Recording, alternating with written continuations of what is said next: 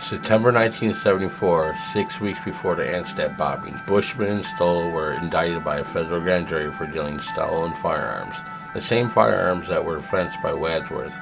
Bushman was arrested and released after posting bail, but police could not find Stoll.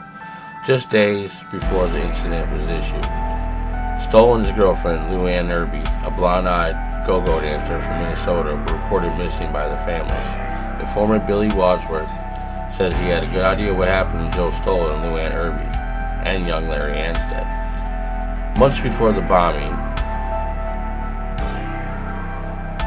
Wadsworth and Bushman had met a woman whose grandfather ran a stone quarry in the town of Landon.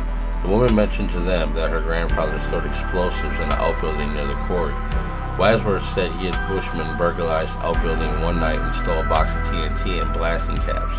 They took the explosives back to McCann's chop shop and hid them in the garage. A week or two later, Wadsworth delivered a stolen car to Sussex Farm in the garage and found Bushman and Stoll. He had been hiding from the law and farms from his girlfriend.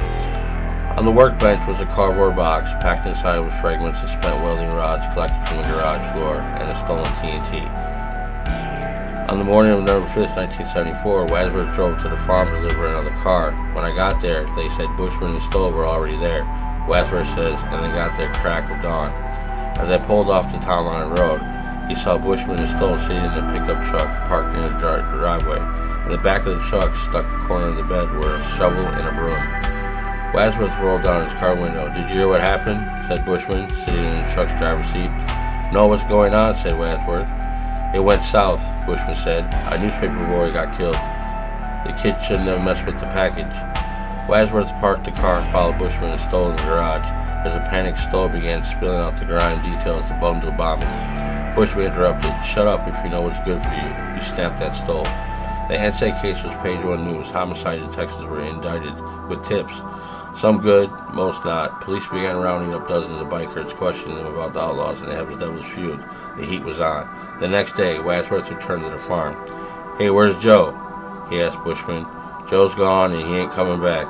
Stoll had been talking about leaving town, so Wadsworth assumed his girlfriend hit the road too.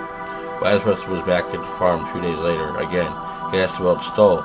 This time the answer was succession. Joe and the broad are buried in the chicken coop.